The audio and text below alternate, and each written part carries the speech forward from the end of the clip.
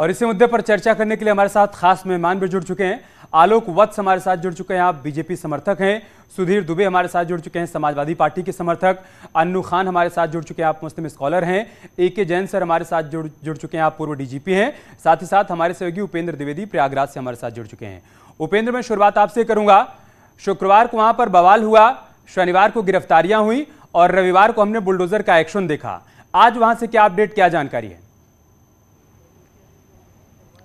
बिल्कुल, देखिए अमित, मैं इस वक्त अटाला इलाके में खड़ा हूं जहां पर पुलिस बल तैनात है और बैरिकेड किया गया है। और सूचना थी कि आज यहां पर जो अतिक्रमण की हुई दुकानें हैं, जिन दुकानों ने अतिक्रमण कर रखा है, जो अवैध रूप से बनी है, जो मकान का हिस्सा अवैध रूप से बना है, उस पर बुलडोजर की कार्रवाई होगी। और जिसके बाद यहां पर जो व्यापारी हैं उन्होंने अपनी दुकानों से सामान निकाल के ले जाना शुरू कर दिया है। तो ऐसे में अभी तक तो फिलहाल अभी बुलडोजर का एक्शन शुरू नहीं हुआ है, लेकिन हलचल गहमा गहमी तेज है और यहाँ पर सुरक्षा के मद्देनज़र फोर्स लगातार गश्त कर रही है, फोर्स लगातार तैनात है। और यहाँ से ये पूरा इलाका है, ये गोल पार्क चौराहा है और ये पूरा इलाका जाता है जहाँ पर इस वक्त आप देखिए सन्नाटे जैसे हालात हैं। दुकानों का सामान लगभग अब खाली करा लिया गया है, लेकिन जिस तरीके से कुछ देर पहले नगर निगम के मजदूर आए थे, लेकिन अभी किसी तरीके का बुलडोजर एक्शन या किसी तरीके की अतिक्रमण हटाने या ध्वस्तीकरण की कार्रवाई नहीं देखने को मिली। लेकिन चर्चाओं के कारण इस पूरे इलाके में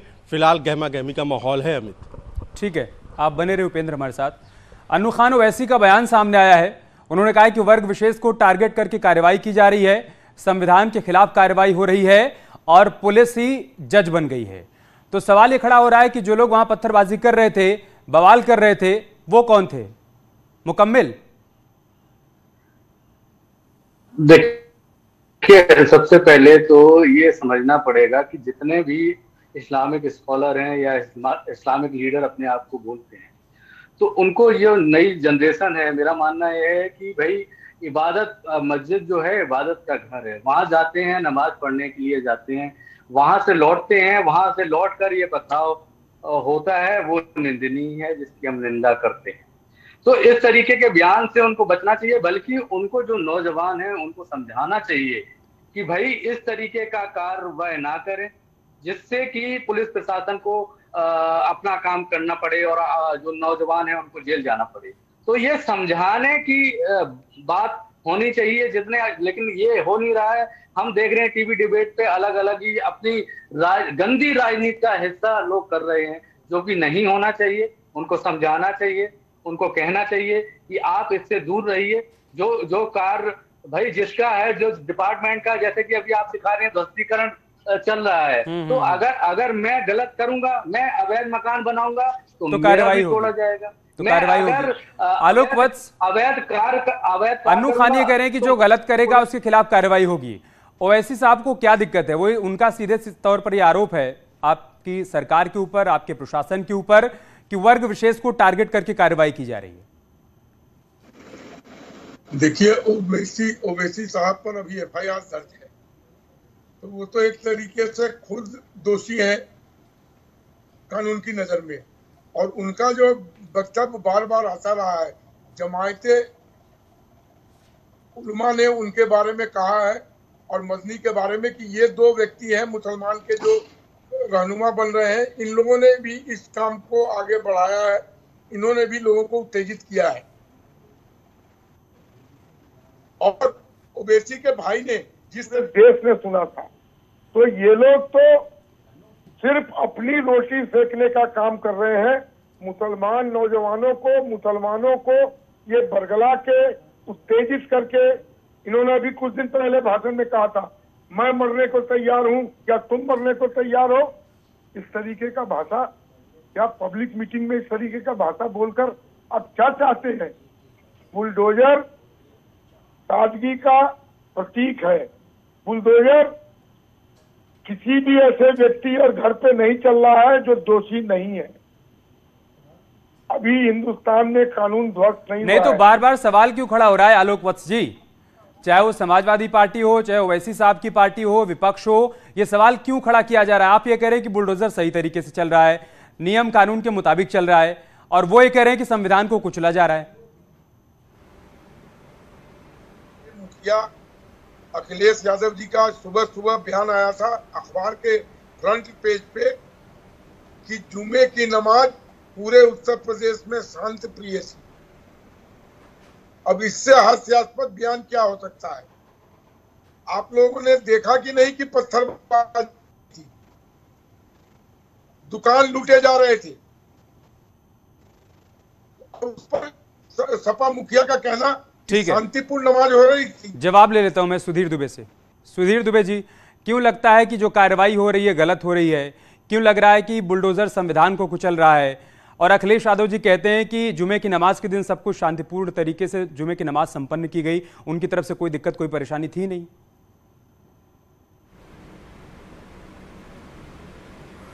अमित जी, आज उत्तर प्रदेश के अंदर ऐसा माहौल पैदा हो गया है, ना दलील, ना वकील और ना अपील। आज पुलिस के हाथों में सारे पावर दे दिए गए हैं। ऐसा लग रहा है कि आज उत्तर प्रदेश सरकार का तालिबानीकरण हो गया है। उत्तर प्रदेश की सरकार और भारतीय जनता पार्टी की केंद्र की सरकार आज जितनी भयभीत है, इससे पहले किसी भी सरकार को इतना भयभीत नहीं देखा है।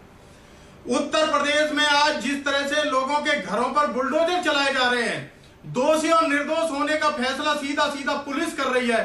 किस तरह से नौजवानों को थानों के अंदर पीटा जा रहा है, किस तरह से पुलिस की गाड़ी के अंदर युवकों को पीटा जा रहा है और किस तरह से एक समुदाय विशेष को टारगेट किया जा रहा है, आज ये पूरा उत्तर प्रदेश नहीं पूरा देश देख रहा है।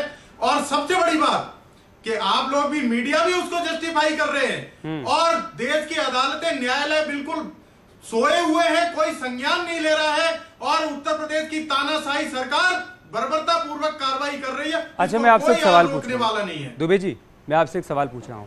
आप ये कह रहे हैं कार्रवाई के ऊपर सवाल खड़ा करते हुए कि ना वकील, ना अपील, ना दलील। जिन लोगों ने पत्थर बरसाया, जिन लोगों ने आग लगाई, उन्होंने क्या किया? उन्होंने पहले नोटिस दिया, उन्होंने पहले कहा वकील हायर कर लो, उन्होंने समय दिया, उन्होंने दलील दी, उसके बाद कहा कि आप सारी तैयारी कर लोगे, उसके बाद हम आएंगे पत्थर बरसाएंगे। वो भी तो इंतजार नहीं कर रहे हैं ना कानूनी कार्रवाई का। भाई कानून अपने मुताबिक तो कार्रवाई करेगा, वो तो पत्थर उठा। पुलिस की कार्रवाई कैसी होती है? डीजीपी साहब, अरे सुनिए, एक्स डीजीपी साहब बैठे हैं, पुलिस की कार्रवाई। मैं आपसे जो सवाल कर रहा हूं, आप उसे समझ पा रहे हैं सर? एक मिनट सुनिए। अरे सर, पहले आप बात तो सुनिए। मैं कह रहा हूं कि उन्होंने पत्थरबाजी, बातों को समझ रहा हूं लेकिन आप नहीं समझ पा रहे हैं। आप समझने की कोशिश नहीं कर रहे हैं। आप सुनिए, सवाल सुनेंगे तभी तो समझ पाएंगे। मैं कह रहा हूं कि उन्होंने पत्थर बरसाने से पहले, आग लगाने से पहले वकील, दलील, अपील सब की थी क्या?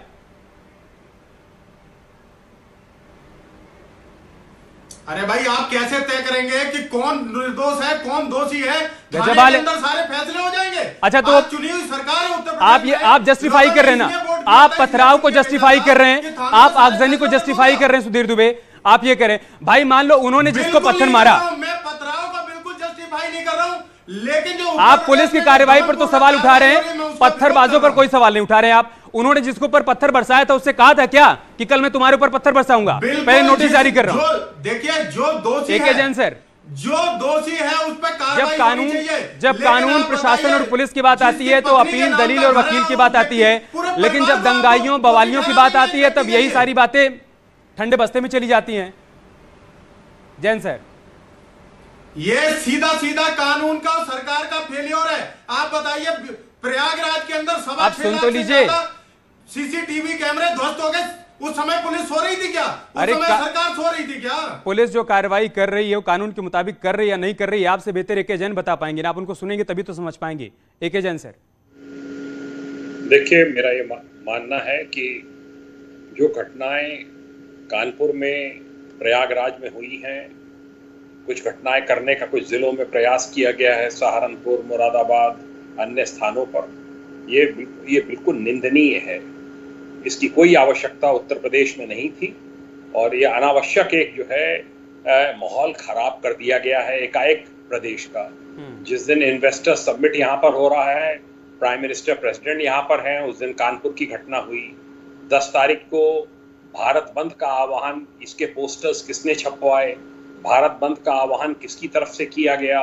किसकी तरफ से युवकों को, नई उम्र के बच्चों को गुमराह किया गया मस्जिदों में कि आज भारत बंद है और सबको बाहर निकलना है, और ईंट पत्थर उनको थमा दिए गए। उनको कश्मीर के जो पत्थरबाज हैं उनकी तर्ज पर मुंह पे रुमाल लगाओ, गीला रुमाल बांधो, गीला तौलिया बांधो और पथराव करो। ये सब जो हरकतें हो रही हैं ये बहुत निंदनीय है। इससे प्रदेश का माहौल खराब होगा और इसमें सख्त कार्रवाई मैं समझता हूं उत्तर प्रदेश पुलिस को, प्रशासन को, शासन को करनी चाहिए। जहां तक लोग बार बार बुलडोजर की बात करते हैं, मैं आपका ध्यान सेक्शन 27 जो UP urban planning and development act है 1973 का, उसकी तरफ आकर्षित करना चाहूंगा, जिसमें लिखा है, आप इसको ध्यान से सुनिएगा, अथॉरिटी में without notice remove the illegal construction erected in contravention of master plan or zonal development plan by VC or any designated authority.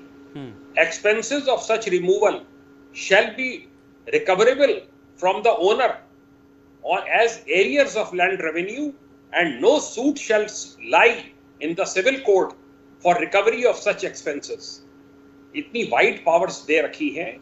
और अगर आप इलीगल कंस्ट्रक्शन 2 मंजिला 3 मंजिला मकान खड़ा कर रहे हैं बगैर नक्शा पास कराए हुए, बगैर डेवलपमेंट अथॉरिटी को उसकी सूचना दिए हुए, बगैर उसके चार्जेस जमा किए हुए, तो ऐसे लोगों को फिर जो है वो कानून के दायरे में लाकर और उनके खिलाफ कार्रवाई अवश्य होनी चाहिए। नियम कानून सब है, लेकिन सवाल खड़ा हो रहा है कि कानून का वो पन्ना पढ़ने की कोशिश नहीं की जा रही है जिसमें लिखा गया है कि जो भी अवैध तरीके से संपत्ति अर्जित कर रहा है, जो इलीगल निर्माण कर रहा है, उसके इलीगल निर्माण को तो गिराया जाएगा, उसकी रिकवरी भी की जाएगी। उल्टा उनके साथ जाकर लोग खड़े हो जा रहे हैं। क्या मकसद है वही लोग जाने जो खड़े हो रहे हैं। उपेंद्र, क्या वहां पर कार्रवाइयों का सिलसिला आगे भी बढ़ने वाला है? क्योंकि कल हमने देखा कि जिस तरीके से वहां पर एक्शन लिया गया और ये संकेत दिए गए कि कार्रवाई अभी रुकने वाली है नहीं, सभी लोगों को चिन्हित किया जा रहा है। और जो एके जैन सर कह रहे हैं कि जिन लोगों ने भी अवैध तरीके से निर्माण कर रखा है उनके खिलाफ एक्शन होना स्वाभाविक है, कानून इस बात की परमिशन देता है। आगे क्या संकेत है वहां से?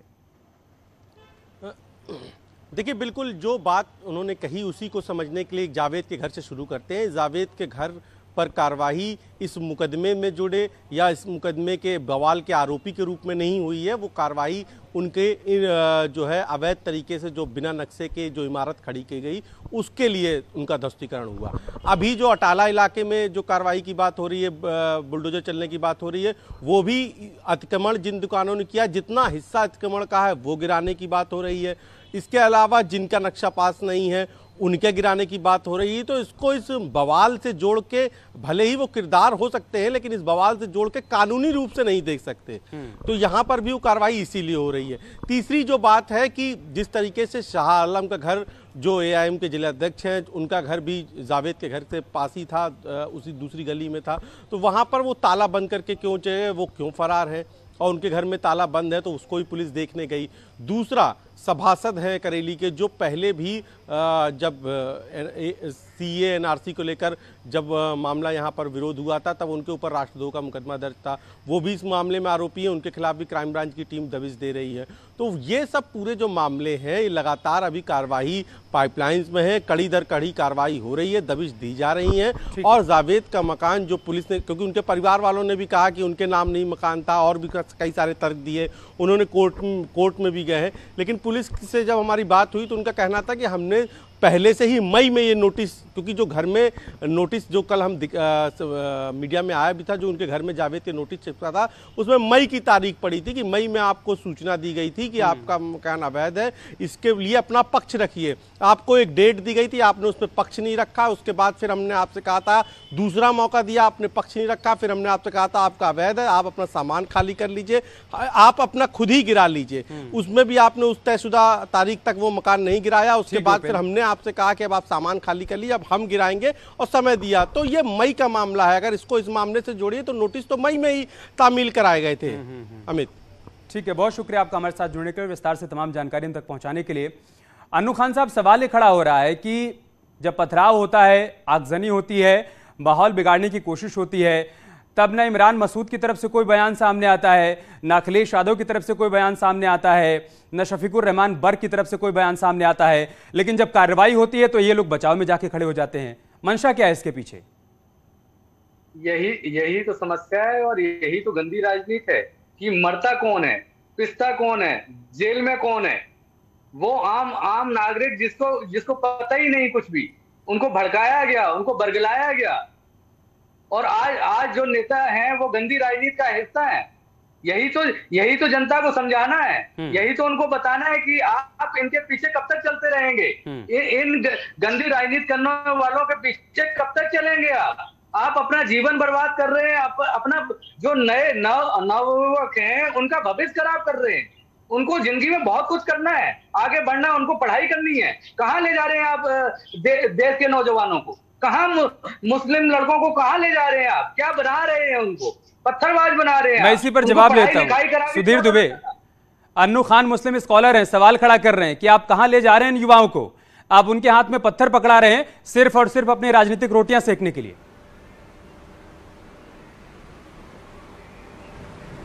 देखिए, उत्तर प्रदेश के अंदर आज जो माहौल खराब है इसकी जिम्मेदारी सरकार की है। सरकार अगर चाहे तो ये सब चीजें बंद हो सकती हैं, लेकिन मैं सरकार की मंशा पे यह सवाल खड़ा कर रहा हूं। सरकार की मंशा जो है इसको रोकने की बिल्कुल नहीं है। सरकार की मंशा केवल जो है लोगों में भय व्याप्त करने की है।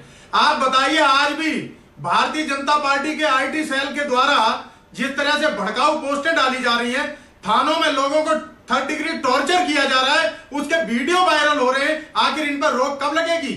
आज मैं जैन साहब से अभी जो पूर्व डीजीपी साहब बैठे, मैं उनसे भी पूछना चाहता हूं, आपने बुलडोजर को जस्टिफाई कर दिया, क्या थानों के अंदर जो लोगों को 3rd डिग्री टॉर्चर किया जा रहा है आप उसे भी जस्टिफाई करेंगे क्या?